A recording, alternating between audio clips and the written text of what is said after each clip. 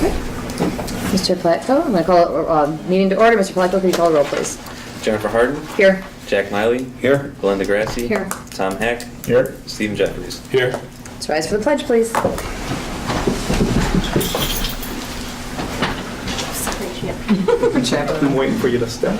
I pledge allegiance to the flag of the United States of America and to the republic for which it stands, one nation, under God, indivisible, with liberty and justice for all. I know. That's okay. On behalf of the board, I would like to welcome all students, staff, parents, and interested community members to tonight's Board of Education meeting. I would like to remind everyone that this is a meeting of the Board of Education held in public for the purpose of conducting the school district's business and is not to be considered a public community meeting. There is time for public comment during the meeting in the public participation section on the agenda. First, I'd like to make a motion to approve the minutes from the September 27th and October 17th board meetings. If I could have a second, please. I'll second. Is there any discussion? Mr. Placco, call the roll, please. Jack Miley. Aye. Belinda Grassi. Aye. Tom Heck. Aye. Stephen Jeffries. Aye. Jennifer Harden. Aye. Motion carried. That takes us to special reports, Mr. Perez. Okay, we have Lamuth this month, and they will be giving us a report about all the good things that are happening over there. We have Chris Rotino, our building principal. We have Deb Long, our assistant principal, and Beth Carroll. Yep. Our PTA president, Yep. right? At Lamuth. But Well, I spent a whole lot of time putting together a report about all the great things that are going on in Lamuth, including about the huge slideshow about the HVAC project. Thank you, Dan, knowing Dan would be here. But then I got a phone call at about 2 o'clock basically threatening me that I need to be quick. So I can talk about Lamuth forever and all the great things that are happening, but instead, again, for the second year in a row, I sent it out to the kids and had the kids kind of share. So I'd like to share with you the second version of our video, Great Things Are Happening at Lamuth. And we are really proud of all the things we've done, and it kind of comes through there, and it gets you out here quicker, which I was told is the goal. So Thank you, Mr. Rotino. with that, please sit back and enjoy.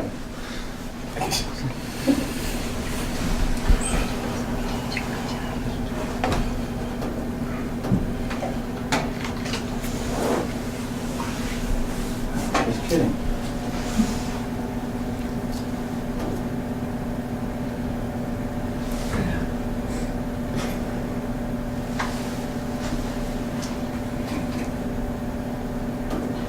You know, it always works when you start and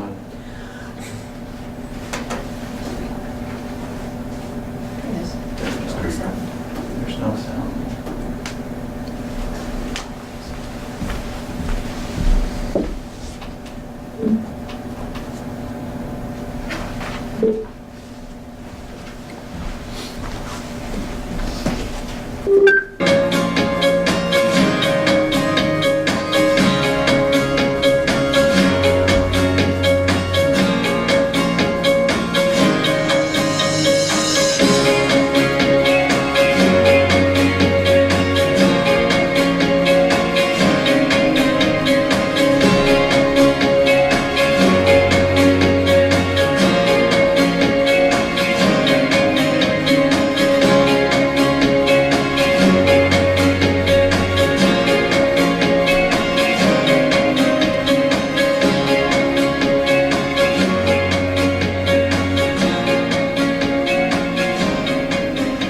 Welcome back to Lamuth for the 2016 through 2017 school year. We're off to a great start, and we've got lots of new great things happening at Lamuth this year. Like exploratory advisory, new library, classroom to Chicago, and robotics team. Heart rate monitors and gym, new iPads and art, a distance learning room, TVs in the cafeteria, and this, on top of all the regular great things already happening at Lamuth. Let's check out all these great things happening at Lamuth.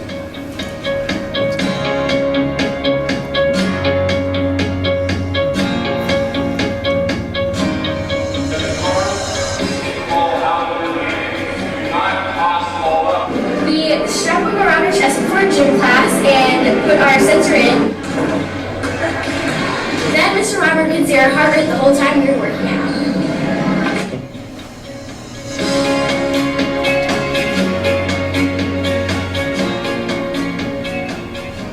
Our LEEF gave us the grant for 6 iPads for the art room, and we use them to take pictures of our artworks and post them in online galleries. And we also use them to take pictures for our artwork, and we have apps on them that we use to create paintings and artworks and animations for class. It's a lot easier and smoother to lines, and it's a lot smoother to operate.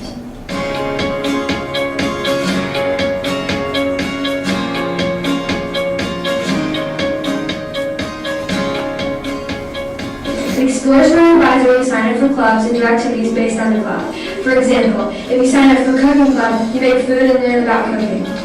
Or you can sign up for a yoga club.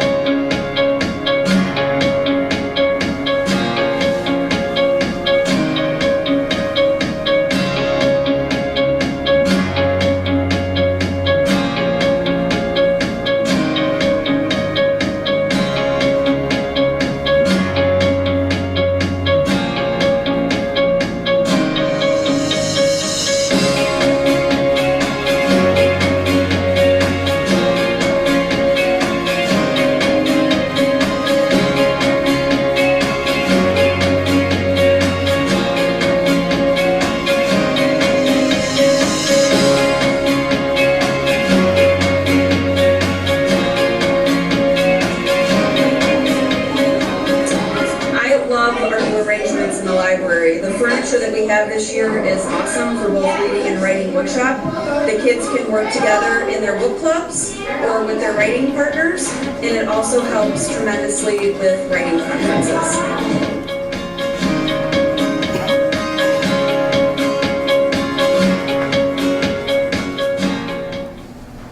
This is Miss Vernon, and she wrote a book.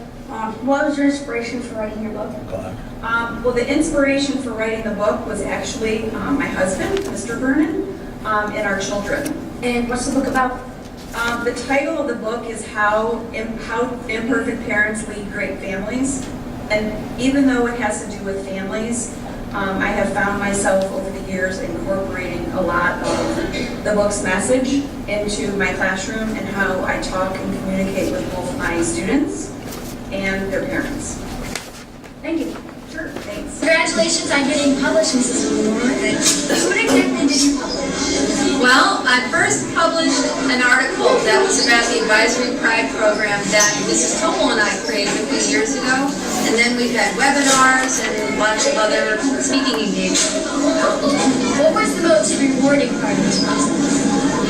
Watching the students grow through the activities. Thank you and congratulations. Thank you very much.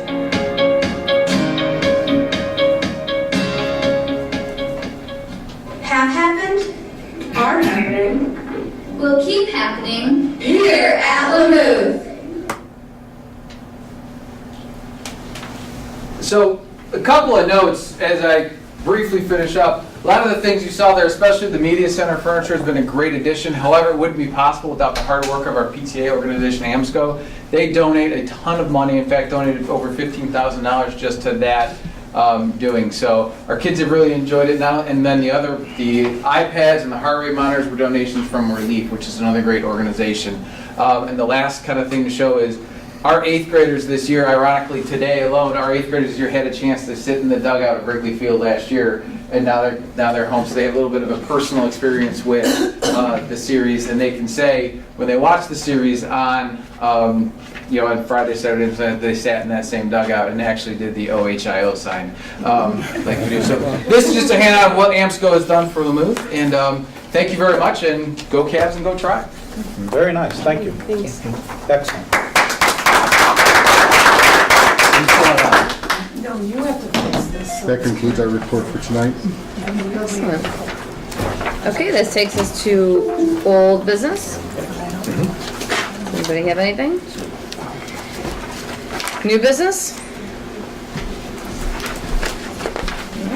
Moving on. Takes us to Board of Education Committee and Liaison Reports. First up is the Superintendent's Business Advisory. We do have a meeting scheduled for November 17th, correct, Mr. Bayless? Correct. So we'll update on that at our meeting after that. Takes us to Mr. Miley, Curriculum and Programming and Boosters. Okay, we had a curriculum meeting on October 13th, and we talked about several things, college career readiness team, and we got an update there. They have put together an awesome program over the last, 2 months, I guess, right? Close to. And looking at pathways to graduations, and there's so many changes coming down the pike in that area that almost every day they learn something more to do, and it's coming out. It looks like it's going to be really neat for the kids, really neat for the families, with regards to careers, career opportunities, classroom opportunities, passing the state test, which we all strive to do, and the ACTs now. It's going to become a regular part of it. So that's kind of cool. District report card, we're going to be, I'm not going to take away anybody's thunder, but we're going to be talking about that in more detail soon. And grant funding, we're looking at some different ways for grant writing and finding monies and other sources. Looking at possibility of working with Lubrizol and other community businesses that they can step up and help the schools and help the opportunities for the kids. So I want to thank Mrs. Malacher for meeting with us and keeping us up to date, and I think we're making some huge strides. Thank you. If I could interject, I am the associate member on the board member on the curriculum committee, and one of the other things we talked about, and it ties into what Mr. Miley said, is about the graduation. We have the Riverside requirements, and then we have the other requirements. Would it be possible for you to say a few words on that, just so parents have a kind of a heads up? Absolutely. So there are two different ways that you kind of have to think about graduation. So what Mr. Hack is saying is we have Riverside requirements, and those requirements currently are 23 credits to graduate. Okay. The state of Ohio has put in place that you have also to do one of three things. So there's two parts to getting a diploma now in the state of Ohio.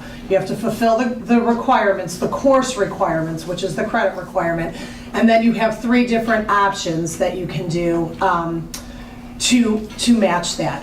One option is a remediation-free score on the ACT or SAT. One is a certain number of points that you earn based on taking the end of course exams at the high school, and those are in English 1, English 2, Algebra 1, Geometry, Biology, American History, and Government. So you have, thanks Mr. Miley, I had my back on that one. It's a combination of 18. Yes, you have to earn 18 points on those tests. Now, I will say, the kids have to take those tests. Earning the points, the 18 points, is one way you can match your graduation requirement. Okay, so you have to take them regardless. And then the third way that you can match your graduation requirements or your credit requirements is through a career path, by picking one of the 13 career paths and then achieving a certain score on what's called the Work Keys assessment. That's available to any student who wants to take it. Typically, the students who go to Auburn are taking the Work Keys assessment and earning those points because they are taking those courses that fit in that particular career path. So there's two parts, is what Mr. Hack is saying, to graduation. There's course requirements that you have to meet here at Riverside, and then there is the state requirement of passing one of these three assessment options, essentially. And then it applies to this year's juniors, not to this year's seniors? Correct, not this year's seniors to juniors. So we have another year before that will kick into effect. This year's seniors is still on the old standard, which is the OGT. And the information is going to be sent out, is that correct? And it will be posted on the website, correct. And we have been talking to the kids. We have been communicating that along the way. I know the guidance counselors have met with the students. So the students are aware. I don't know juniors in high school and sophomores in high school how much they're cognizant of it, but I know that they have been having those conversations. Can I ask a question about that? Not to trick you, but it might. Oh boy. The kids that are going to Lakeland, have the guidance counselors met with them? To be honest with you, I don't know if they have met with them one-on-one. I know that through the cycle of this year, they will be, to make sure that those kids are on track. So whether or not they have done it as of yet, typically those kids have met the course requirements or are on track to meet the course requirements of Riverside. And then as far as the rest of those other options, they've passed the Compass test, not necessarily the ACT, Right. but they will be taking the ACT this year because all juniors, starting this year, will be taking the ACT. So we would like to think, because they're already enrolled in college courses, that they will meet that requirement of the remediation-free score. Okay. Which is 21 or 22? Oh, I think it's 22. They break it down into subgroups, which is why I forget, and they have a score for English, for reading, and for math, but I believe the composite is 22. We will not do writing. The state is not paying for writing. Thank you. As for the booster organization, that meeting was canceled. Yes.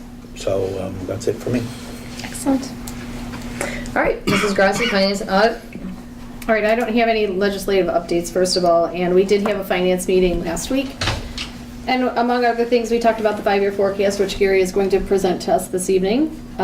We talked about a couple of other things, our pay to participate. We talked about our, we got an update on our Medicaid reimbursement program.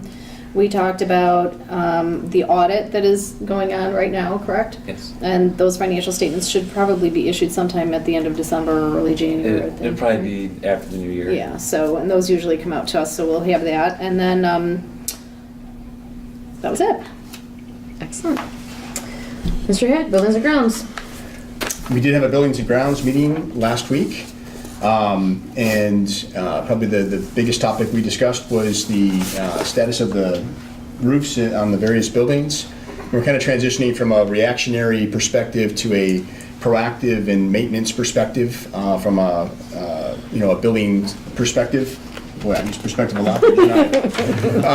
But anyway, we're transitioning from reactive to proactive, and we have a good assessment of the state of our buildings, especially the roofs, and we have done a number of other things, and so we're trying to line things up so that we have a regular maintenance schedule as opposed to addressing fire alarms, if you will.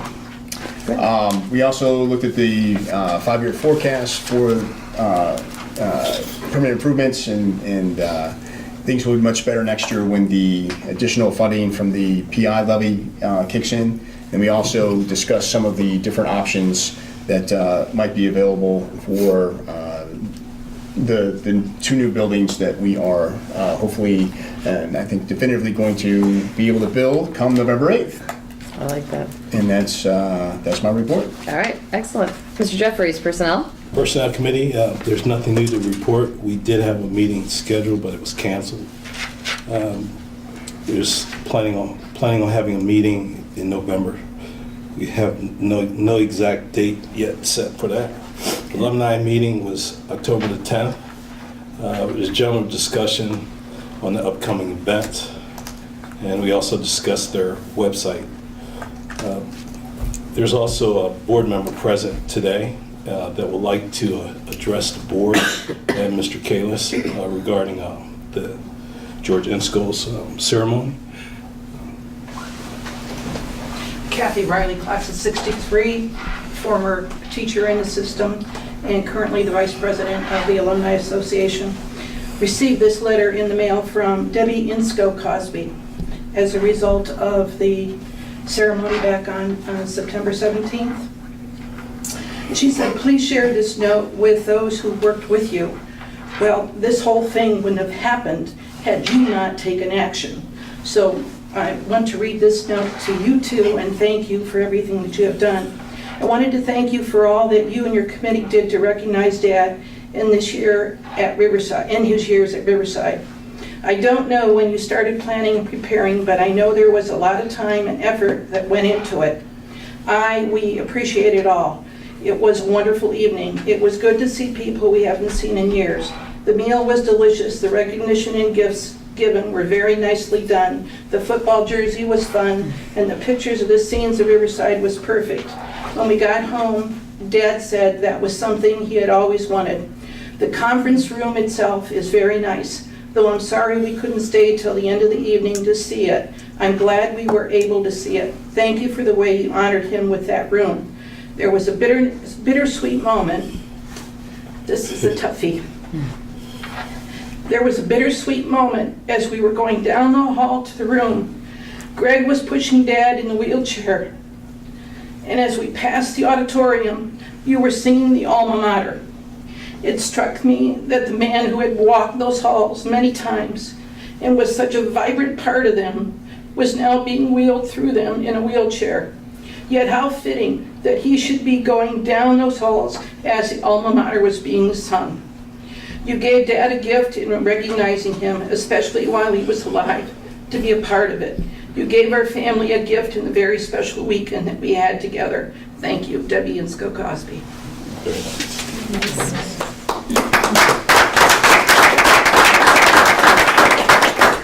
I did receive a thank you note actually from George and also from the Alumni Association as well. And he has talked to us too since the day. Thank you. That is all I have. All right. Takes us to the superintendent's report, Mr. Kalis. Okay, today we're going to have a review of the air tests from last year and an overall review of our state report card. And I'm going to turn it over to Melissa Malacca. I didn't get the same phone call that Chris Rotino got, so I have a lengthy presentation set for all of you. I'm You didn't get the kidding. call for Mr. Miley, he's horrified. Why are you friends? Maybe so long-winded. Yes, he only said it to the people who talk a lot. That's what he'll say to me. What's the password? Oh, you know, there is no password. Oh, Just hit on it. Wow, we are secure. Okay. Okay, so what I'm going to do this evening is go over the district report card for you. I have shared with all of you a folder that has not only this presentation, it has the district report card in it, it has a document with resources, links to resources if you want to read any more. There's also 2 documents in there that Chuck put together. One showing kind of where we rank with the performance index of all the counties in Northeast Ohio, and then one where he pulled all of the individual scores of the component grades that we're going to go through for the schools in Lake County. I didn't make copies for you because it would have just been a bulk of stuff. If when you're looking through it you have any questions, please don't hesitate to call me, or we can meet and go over it if you want to dig into it a little bit more. So this will give you an overview of what you're going to see when you look at the report card and what each component means and what we get graded on now. All right, you're up, Chris. Thanks. Slides.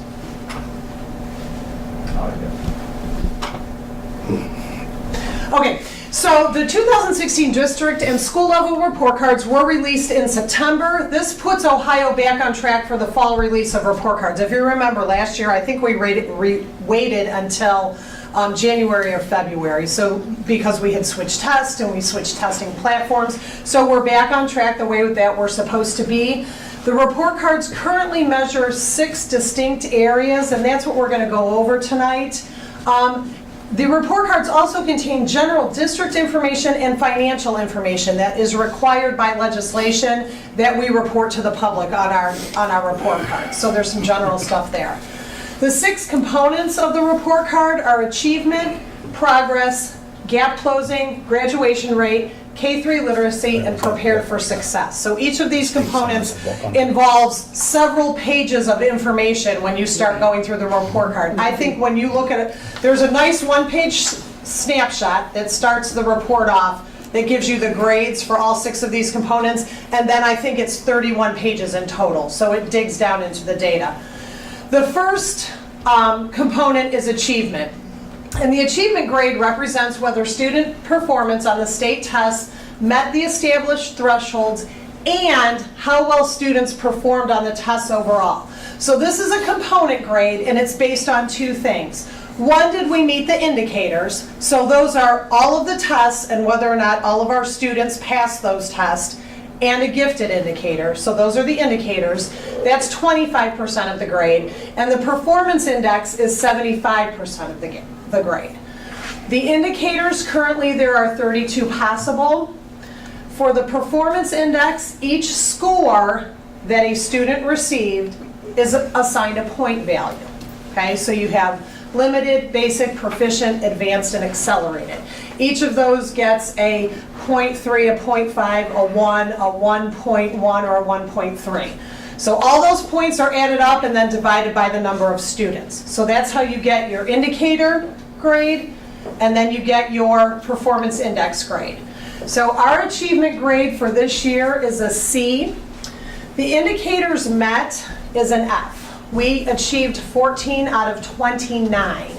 What I want to point out is that we did not have 32 indicators because our students don't take the physical science test and they don't take the integrated math 1 or 2 test. And that's because we don't offer those courses. We don't, that's... And since the year is new, you have to understand, I believe in the last 3 years we scored A's. And all of a sudden, this year it happens to be an F.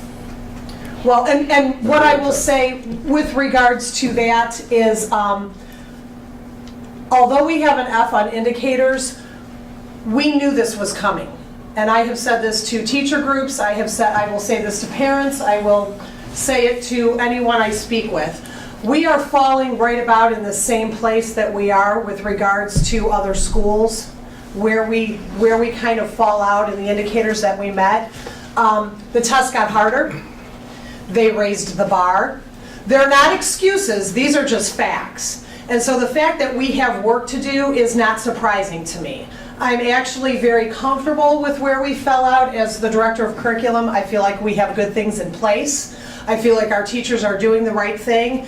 It's just going to take a little while as they continue to raise the bar for us to get back on track. But that's the case for everybody. But to put it in context as well, if I neglected to grab my material in the haste to start the meeting. But it's my understanding, I think there was only one Lake County school that didn't score an F.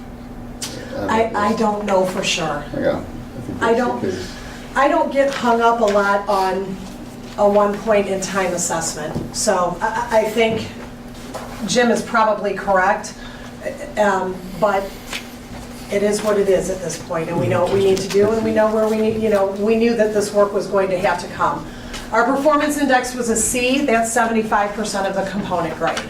And that will continue to get better also as our scores go up. Just a quick question on the indicator where we got an F and we didn't have physical science or integrated math. Is that something we are, how do you intend to, address that in the future? No, we're not. And we don't, that's why we're 14 out of 29. It doesn't impact us. You can either take your math classes at the high school or either Algebra 1 and Geometry or integrated math. So no one will ever have 32, I suppose, unless they have both math tracks. I see. Okay. So that was the reason why we were 29. Exactly, and that's, I just wanted to explain that out, so when you were looking at it, you knew where those other 3 indicators went. Thank you. Okay. Mm-hmm. The gifted indicator is the only indicator in that achievement component that is not based specifically on a test.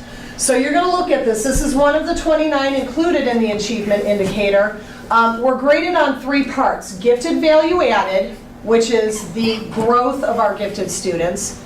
Gifted performance index, which are the scores that our gifted students get. And something called gifted inputs. We are currently working on the gifted inputs component. That deals with identifying students and serving students. This will be a difficult indicator for us because we don't serve children at the elementary school anymore.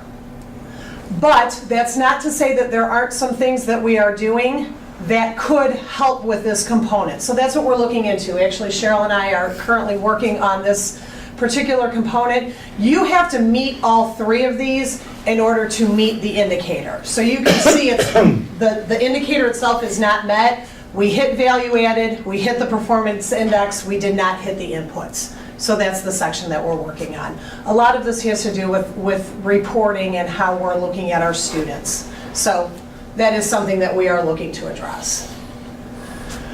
Progress. This is another grade on the report card. This looks at the growth that all students are making based on their past performance.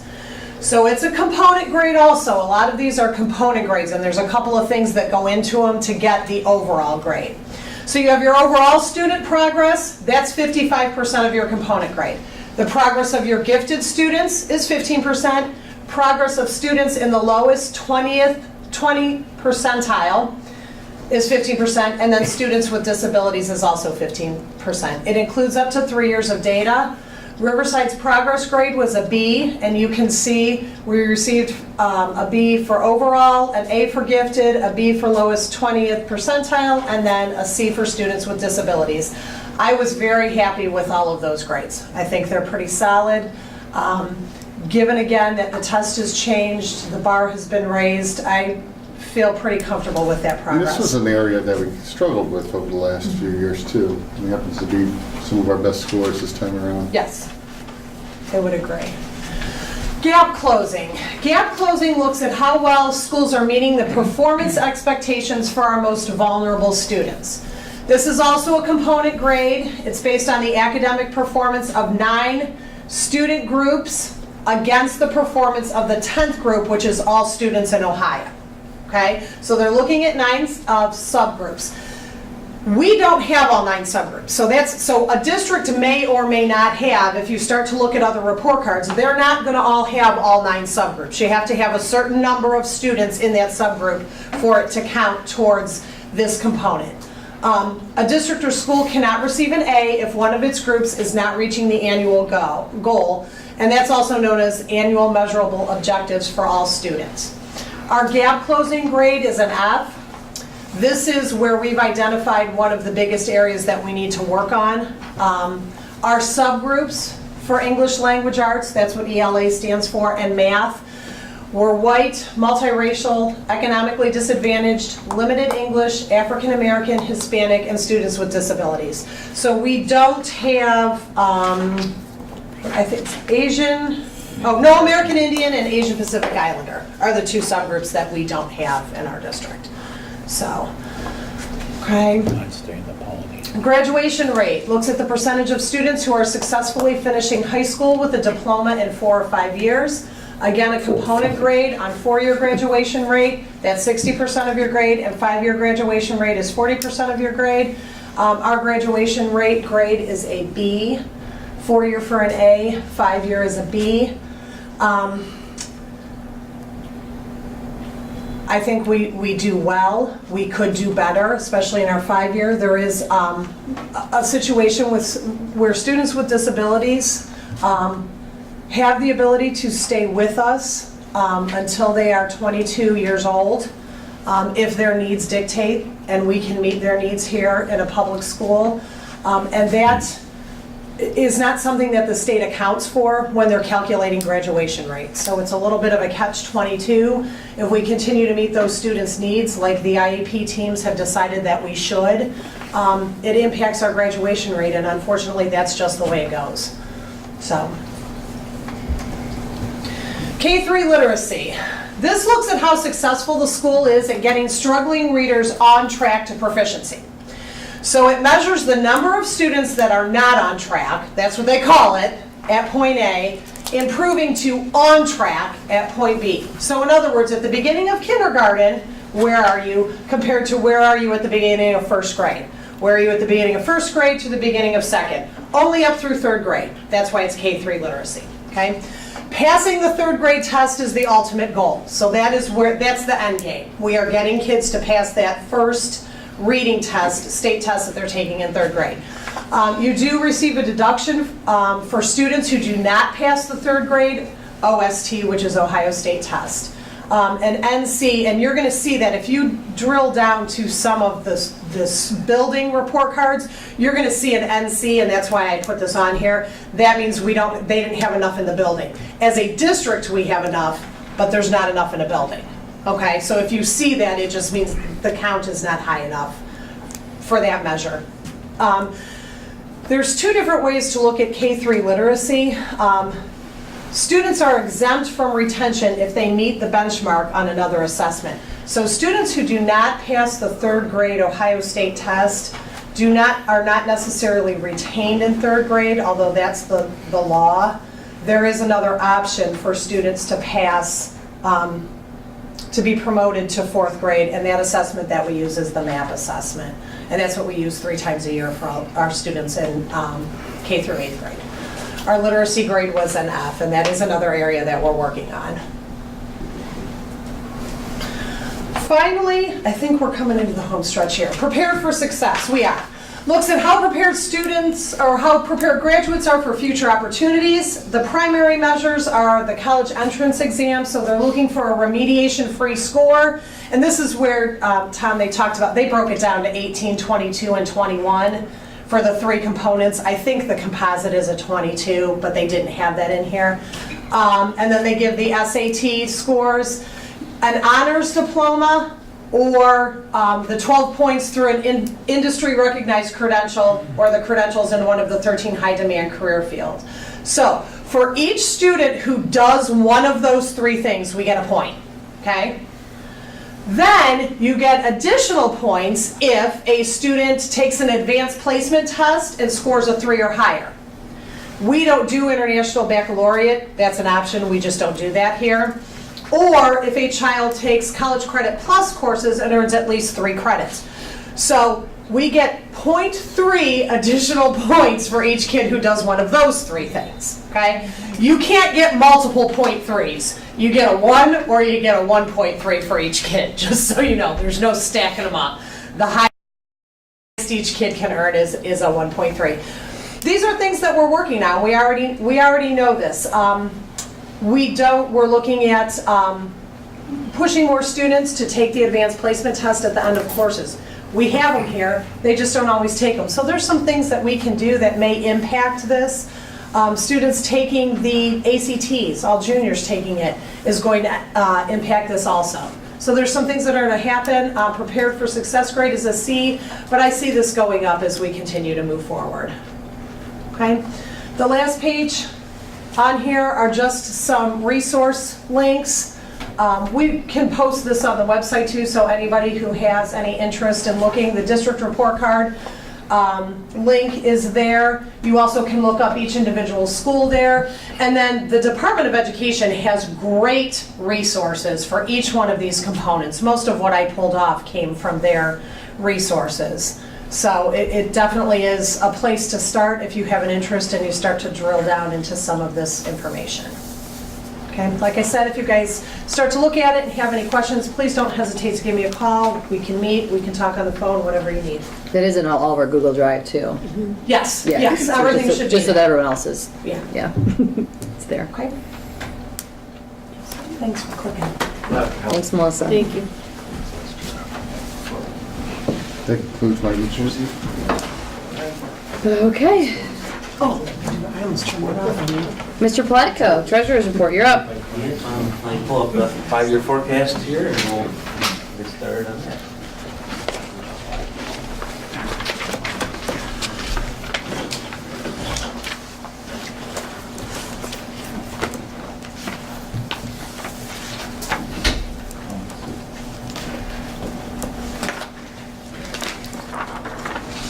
Can I make this full screen?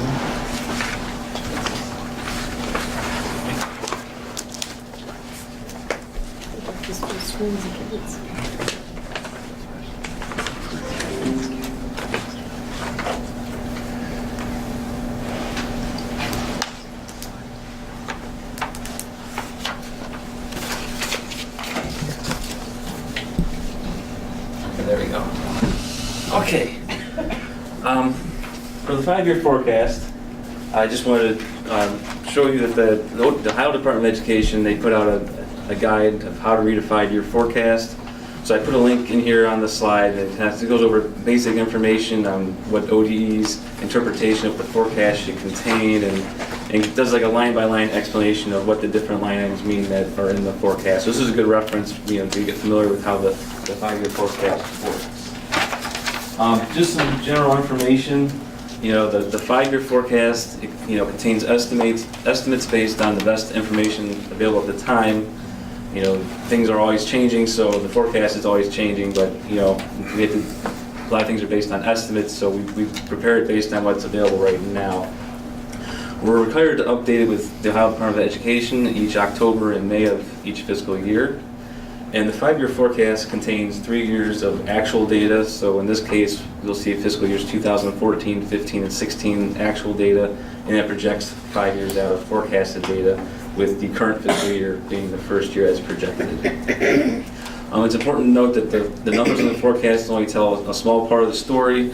There's an assumptions that goes with the forecast, so I passed out the assumptions pages. There's about 23 pages in here. It kind of goes line by line of what assumptions went into the forecast. So it's important to understand what our assumptions are to really understand how the forecast works. And for Riverside, we're a little unique because we have the joint financing district that's also included in the forecast. I mentioned at the last meeting I thought about taking it out to keep it separate, but I decided to leave it in just because of the way it's funding salaries for some of our core subjects. So I think I just decided to keep it as is, the way we've been reporting historically.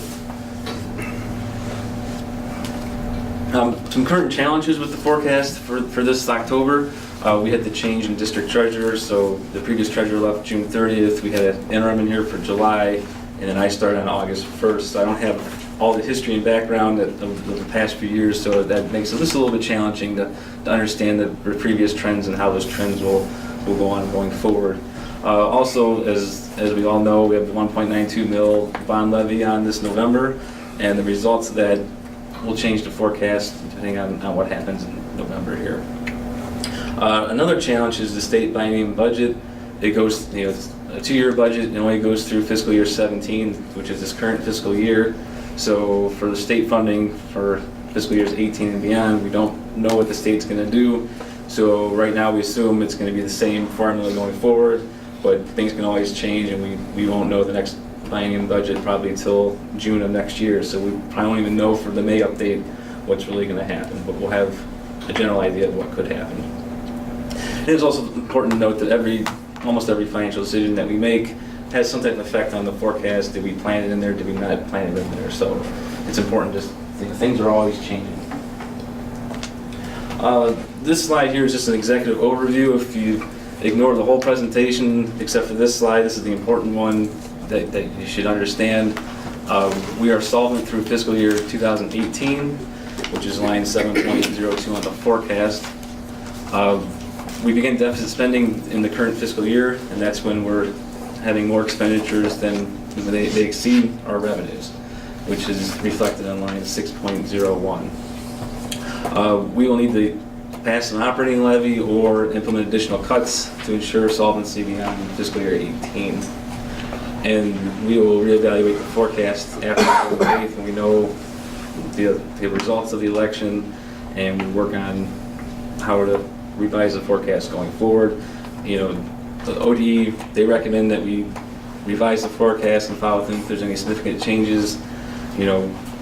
What's considered significant, that's up to interpretation, but I think it's important that we at least know that we're going to have to do some revision when we know what path we're heading.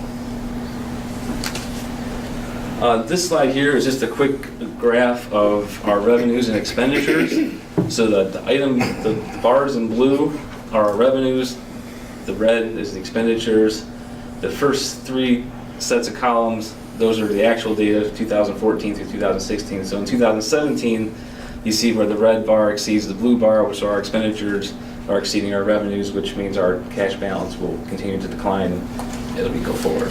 Right, and if you could hold that just for a moment, just for people who might be viewing this at home, the baseline is not 0, it's 35 million. So it's right. increases you see are not insignificant, but they're a little bit distorted because the baseline's not zero, it's 35 million. Right. 'Cause if we started the baseline at 0, the differences look really small, and you don't really, it's hard to tell. Gotcha, but just to make sure people who That is review an important this, point. it'd be important to understand that. This pie graph here, it shows a breakout of all of our revenue. I know the number's a little small, but the big blue section is our property tax revenue. So that's our largest revenue source. With, on the far left side, the green is called unrestricted grants and aid. That's our funding from the state, and that's about 22%. And then you see the lighter blue color on the top left is called property tax allocation. That's the homestead and rollback reimbursements we get from the state. That's not taxes paid by the residents. That's reimbursed to us by the state. The state pays the homestead and rollback to us. And then the orange sections, all other revenue sources, that includes like the revenue from the joint financing district. Just to go a little more detail into some of the major components of our revenue, general property tax, we get about $22.6 million a year. It's about 55% of our revenue, and this is based on the current year, FY17. We're primarily a residential community. That makes up about 89.25% of our community. The next bullet point, total valuation, $974 million is our current valuation. That's increased from 2004. We had a spike in like 2010 and 12 and dropped off a little bit, or I think it was the other way around, where it was lower in 2012. We're trending upward. We're out of the Great Recession, as they call it, so valuations are increasing, which means our inside property tax millage and our substitute levies, the district receives more income as valuations go up on those two levies. All of our levies are in place for a continuous period of time, and we're assuming a collection rate of 97.5% for residential and 94% for commercial, and that's kind of based on our recent history. The next revenue component is unrestricted grants and aid. So that's our state funding formula. That's based on enrollment. The Ohio Department of Education's formula, the state foundation formula, starts with $6,000 per student, but pretty much no districts receive that amount. It's reduced by a state share index that's determined based on your ability to raise property taxes and your income levels. Now, ability to raise income taxes is based on evaluation of the district, not can we pass the levy or not. It's based on valuation. So some districts, for us, a 1 mil levy brings in close to $1 million. So other districts, a 1 mil levy brings in $40,000. So we get less state money because of that. So we only receive about 22.5% is our state share index. So we really only receive $1,350 per student. I kind of looked at some other districts in Lake County, like Willoughby, Lake Menor, things like they're about the same percentage. Painesville City, on the other hand, they're at 87.7% the state share index, so they receive about $5,200 a student. And just for comparison, the district I came from, Orange, where they're more of a wealthy community, their state share index is only 5%, which is the lowest allowed by the state. So they get $300 a student. We also get casino tax revenue, which is $50 per student, so that's about $215,000, $220,000 a year we get for casino tax. And then for the current biennium budget for FY16 and this current year FY17, we get what's called the House Bill 264. It's called a TPP supplement. We'll go over TPP on the next slide, but basically the state's been phasing out TPP reimbursements, and for this current budget, they're saying that school districts are being held harmless, quote unquote, where we receive a reimbursement. If we're receiving less state money than the prior years, they kind of give us the money to offset that.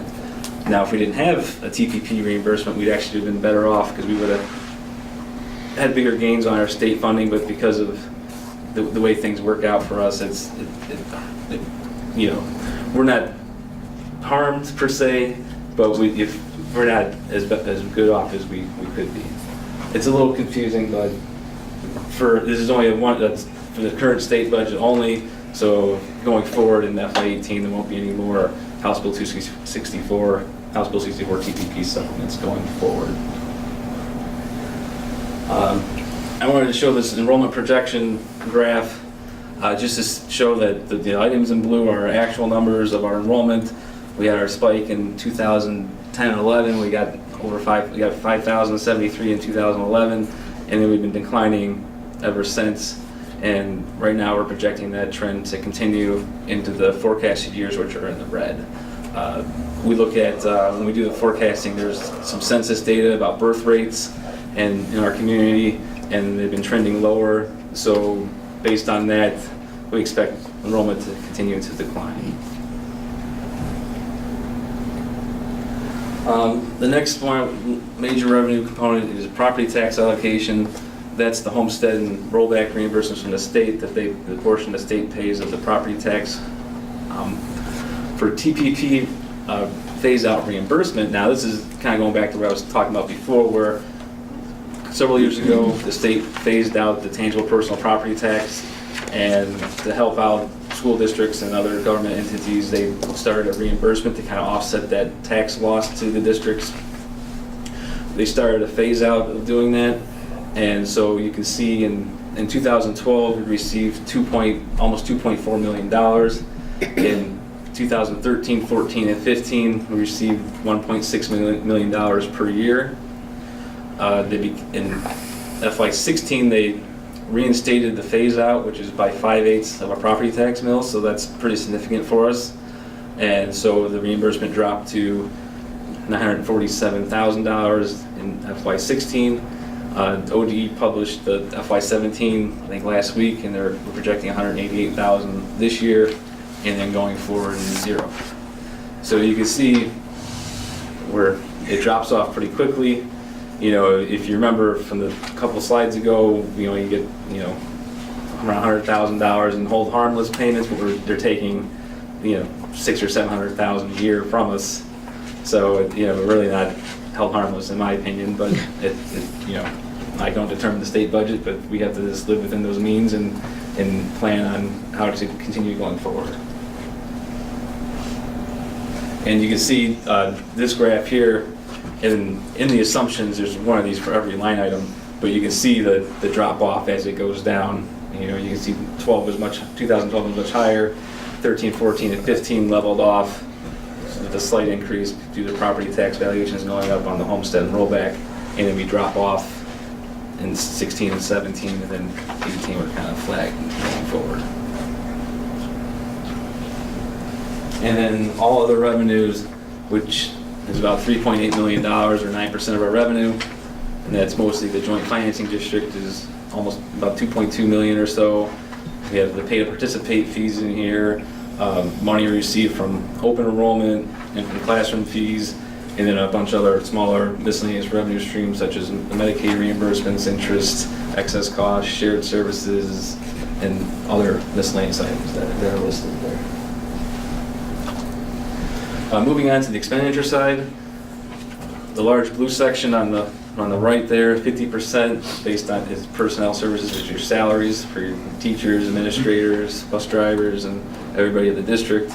Benefits is about 20% of our expenditures, and those two large sections, it's pretty much common across the state for all the school districts. We're service entities, so salaries and benefits are always your largest portion of your cost. Then you have purchase services, which is also 25% of our expenditures, and we'll go into that in a little more detail here in a few minutes. Just a question. So it's approximately 70% is for salaries and benefits. Yes. How does that compare to some of the other school districts in Lake County? I haven't done the exact analysis, but it'll probably be pretty similar. My previous district in Orange, it was around 80%. So that but it's usually somewhere in that range. I remember back when we were making those cuts between 2010 and 2012, most were somewhere between 80 and 85% of their budget was designated for salary and benefits. And I would assume that that's probably lower than some of the other ones in Lake County. Right. Yeah. That is probably true. And also you have to you have to look at it too. Just you have to have a little bit of background of the individual districts you look at, because of if they contract out certain departments such as like transportation or something like that, purchase services would be a bigger chunk as opposed to the salaries too. But so we want to make sure when you make that comparison that you're doing an apples to apples comparison between districts. Thank you. For expenditures here, as I said, 50% of our expenditures is for personnel. That's almost $22 million for this year, is what we anticipate.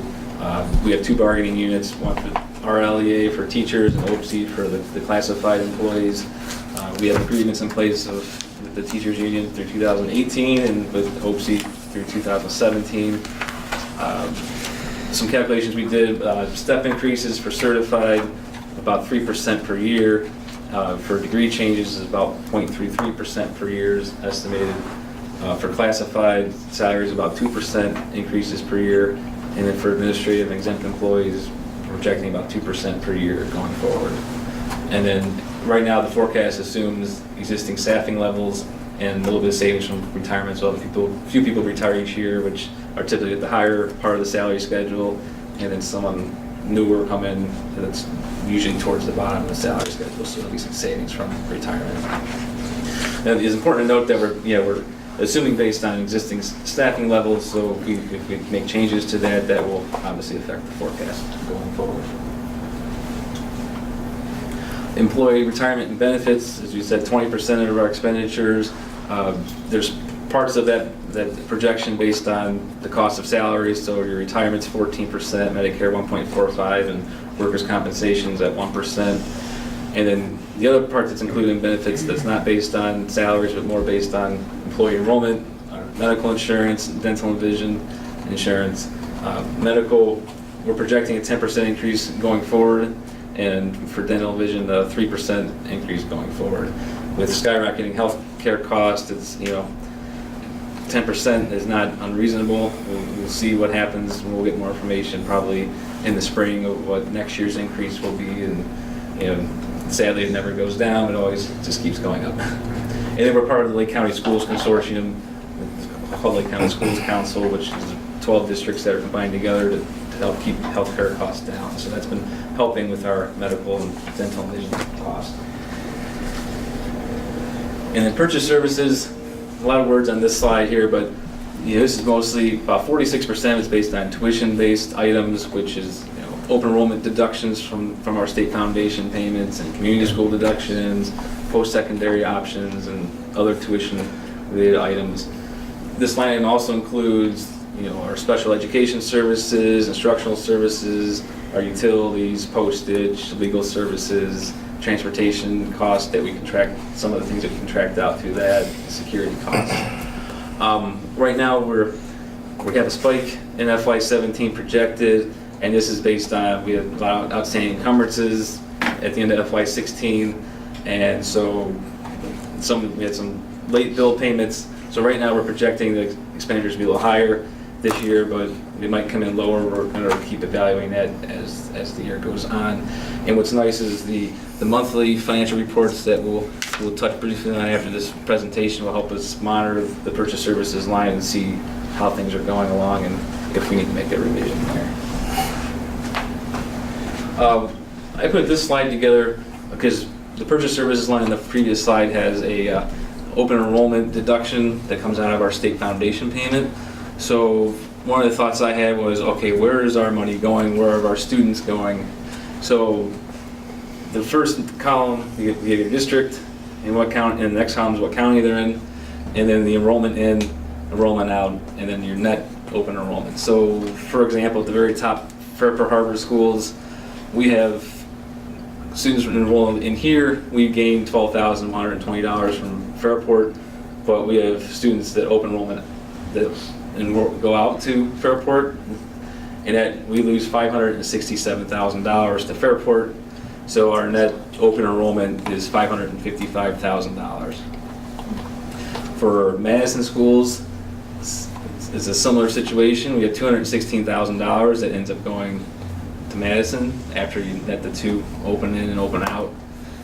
You can see like Mentor, we gained $41,940, but open enrollment to Mentor is zero. I don't think either they don't have open enrollment or they have very limited open enrollment, so that's why like Mentor and Perry, Willoughby, East Lakes are zero for open enrollment out. But you can see like Painesville, we have 195,000 come in, 249,000 go out, so net loss $54,000. And then I have the Geauga County districts there, and then at the bottom has a few oddball that randomly hit us, a couple in Ashtabula, Euclid schools, and a couple other random ones. So on the right-hand side, you can see, and it's based on student full-time equivalent, that's why there's point students there. So we bring in 49.478, we have out 204.264, so it's a net loss of 154.786. So I thought this was a very interesting slide to look at, and maybe we need to have discussions, in the future of what's causing this pattern, and what can we do to try to keep our students here, and because that'll help us out financially. If we have a STEM student, do we lose full funding? We lose STEM too, from what I understand. Yeah, I think so. I don't know what you mean if we have They a just STEM. If we have a student that goes to STEM, we lose that foundation. Oh, correct, yeah, they're a school district in and of themselves. To the iSTEM. So we pay the full boat when they go, even though the state's giving us 16 or whatever. Yeah, the state gives us $13.50, but then someone And we're goes paying out, we pay out $6,000. $6,000. Yeah. Isn't that great? Yeah. So it's almost like every student who goes out are really losing like 4 or 5, just over 4 students each time one goes out. And actually, on this next slide is the community school deduction, which you can see at the very bottom has the iSTEM Geauga Early College on the bottom, so that's 6 students. But the community school deduction, here's another almost $1.1 million. It's deducted from our state payments. And you can see a couple of the heavy hitters here, like Electronic Classroom Tomorrow, and Ohio Virtual Academy, and the Summit Academy in Painesville. They're all, over $200,000 a piece, one over $300,000. So this is, some students want to go online, for whatever reason they go to these community schools. It's their choice to do that, but community school, that's a $1.1 million hit that we get, because the community school, charter schools, the funding kind of flows through us, and I know there's always been a push to try to have a separate funding formula for charter schools, because it's detrimental to us. So let me just ask a question. So if I recall correctly, on the previous slide, it was a net loss, or we have I guess a net loss of 154, and then we would add the 139 from the charter schools as well. Right. Is that correct? Yes. Okay. So, And at the same time, the state is giving the charter schools more money. Right. That's what I thought. And the straight A grants too. Yeah. Yeah, that's $3 million tremendous. cut, I think, in the second round. Yeah, but I think these 2 slides are just something that we maybe should look into a little more and figure out what's causing people to leave the district on that aspect. And then my last slide here is just to go over cash balance. The ending cash balance, 7.02. This is the line before your unencumbered cash balance. This doesn't include any commitments at the end of the year.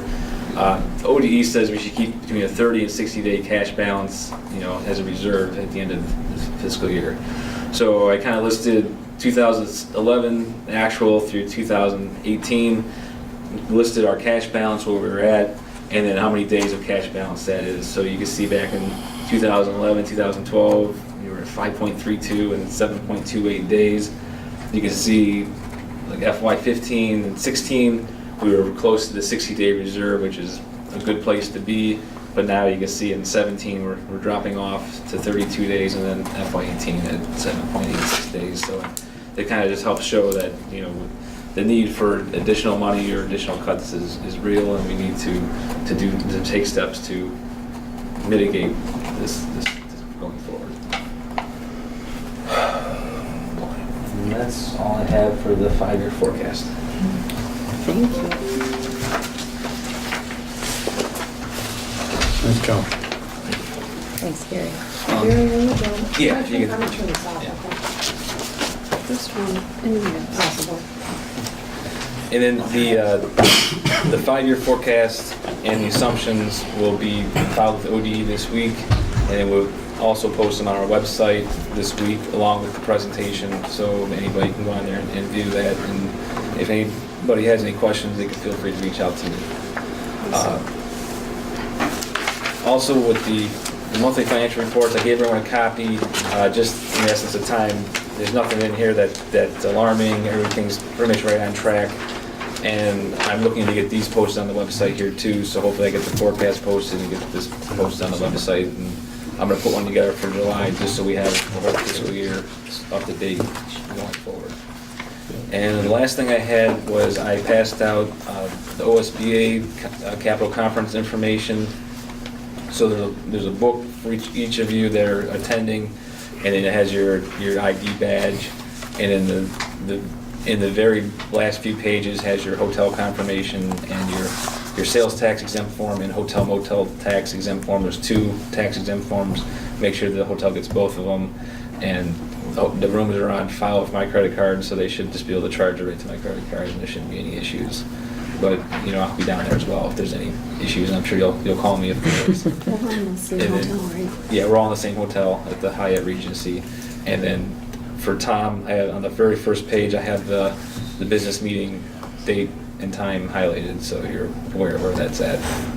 And I have one for you in case Tom can't come. You're the delegate. You're the alternate in case Tom's on.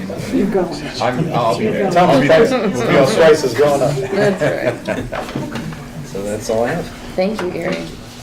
Anybody have any questions? No? Thank you, Gary. All right, that takes us to public participation. Anyone wishing to address the Board of Education will be recognized by the board president. Speakers are requested to identify themselves and their topic. Comments are limited to 3 minutes. Yes? Brian Schwarzwalder. Full disclosure, I'm part of the RBI club, but it really doesn't have anything to do with that. My question with Mr. Kalis, he brought up the field turf for the football field last meeting. My question was, in the long term, which I agree with the field turf, I think it's a great idea. My question is, in the long term, what's the maintenance plan for when you have to replace the turf? That's going to take some significant funding to do that. So you need to plan for it. I know the track right now needs a new track, and there's a big number for that, but there's no money for it. I was just wondering if there was a plan in place for, after you put the turf in, how you're going to replace the turf in the 10 years that it'll take before you have to. And, my thought has always been that, we do pay-to-play fees. Is there a way that we can plan for that now, increase the pay-to-play fees if that's an option, to forecast for this? Because I know if we would have planned, back when we started pay-to-play fees for, let's say, the track, we could have had a significant amount of money saved, up to here. And almost every sport has situations like that. I know with baseball, we did the field, but we also have yearly maintenance things that we are trying to keep the field up to playing standards. Right. So. Well, to be honest with you, right now, with the way the pay-to-participation fees are now, there's no way in the world I think we'd ever recommend increasing them for capital projects like that. They're high enough, and we're trying to find ways to bring those costs down. In terms of the field, you have to understand that we're receiving quite a large amount of money from Lake Health to offset the cost of the field. Part of the deal is that if we build a field, they want their logos in the turf, and we figured that with that amount of money, it'll pay for about 1/3 of the cost of the entire project, which would include the track and the turf. Right now, we're at the point where we're looking at different turf companies to see what's out there, how much the cost is, what the options are. Our first priority is safety first, second one is cost. And we have a lot of people involved that use the field with the coaches, the soccer coach, the football coach, maintenance director, myself, Mr. Plateau, our treasurer. I even have our lacrosse coach there, even though lacrosse is not a school-sponsored sport, but a club sport. We figure that we want the whole community to use the field in as much as we can. We have a lot of youth programs that are scattered all over our community. They do nice work preparing our kids to play for the sports in the middle school and the high school. And unfortunately, we don't have all the space that we need in order to accommodate those programs. And we think it's very important to try to get those activities on our campus to build a sense of community. And we believe that providing this opportunity, so long as we can justify it in terms of the cost and the utilization of it. There's been studies done that show that you can, right now we basically have varsity sports on our fields. We have some games with some of the other high school sports, but we spend quite a bit on watering the field, fertilizing it, striping it. We're collecting that information right now. And I can tell you, just in this year, our water bill for the summer was about $11,000, trying to protect our field. It's crazy. We're looking at financing the rest of it over an 8-year period, but also in that period, we're at the very end of building a cell tower in the very far corner of our property that's going to generate another $18,000 to $20,000 a year. So roughly looking at it, and again, these are very rough numbers. I'm sorry, I was looking more at the long term, because I understand you probably got all your eggs in a basket. To put artificial turf down, you're looking anywhere between $600,000 and $800,000, and we can the rest of the balance we can finance without too much money coming out of our PI levy fund. It wouldn't be coming out of our regular budget. But if it's over an 8-year period, turf now will last, if you maintain it, 10 to 12 years. So if we set aside the amount that would cost to replace it over a 10-year period or 12-year period, we would have that money at the end. And to replace it costs just slightly over half of what it does when you originally put it down. So if you put AstroTurf down for, say, $700,000 to replace it's going to be probably around $350,000 to $400,000.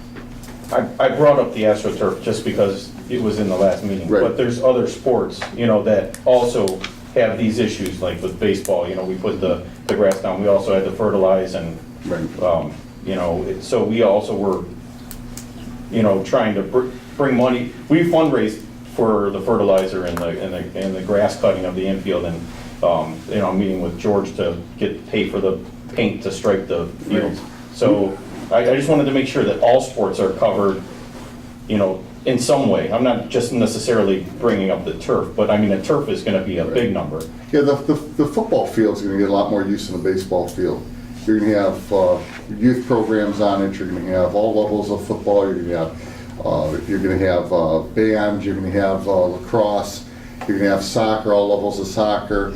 And even in neighboring districts, I do know that the baseball, when it's wet out there and you can't play on the actual field of practice, they're usually on the football field using the turf too, because of the drainage is a lot better on artificial turf than it is on natural turf. Did I answer it, Ron? It's there. It's getting there. Okay. Are there any other questions? All right. It takes us to the consent agenda. A consent agenda provides for more efficient use of time. Any board member can remove a consent agenda item to be discussed and voted on individually. Finance and audit. Motion to approve the items listed on the finance audit consent agenda as recommended by the treasurer, items A through F. Do you have a second? I'll second it. Thank you. Is there any discussion on any of the items? If not, can we call the roll? Glenn DeGrassi. Aye. Tom Hack. Aye. Stephen Jeffries. Aye. Jennifer Harden. Aye. Jack Miley. Aye. Motion carried. Personnel. Okay. Motion to approve the items listed on personnel consent agenda as recommended by the superintendent, item A through J.